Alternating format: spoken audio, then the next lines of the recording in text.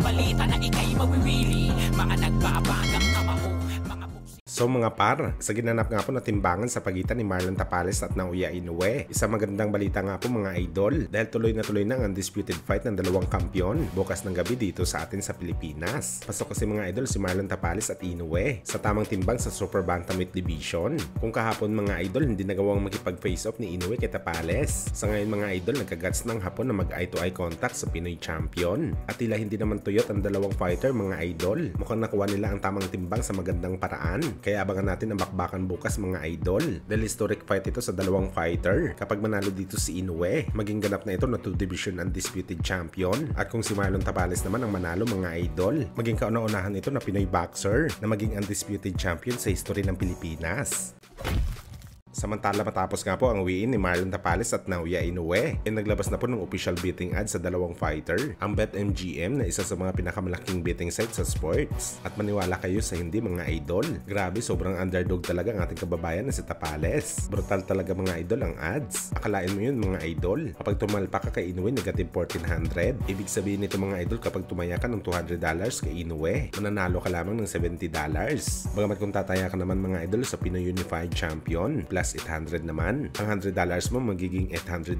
Sa madaling salita mga idol, parang sinasabi na rin ng mga betting ads maker na wala talaga pag-asang manalo si Marlon Tapales sa laban kay Inoue. Kahit isa pa itong unified champion kagaya ng Hapones na talagang nakakabastos ito mga idol para sa Pinoy champion. Pero gayon pa man mga idol, kagaya sa sinasabi ni Marlon, wala siya pakialam sa mga nagmamaliit sa kanya ng mga boxing experts at mga fans. Basta focus lang daw ito sa kanyang goal para manalo sa undisputed fight kalaban ng Japanese Monster.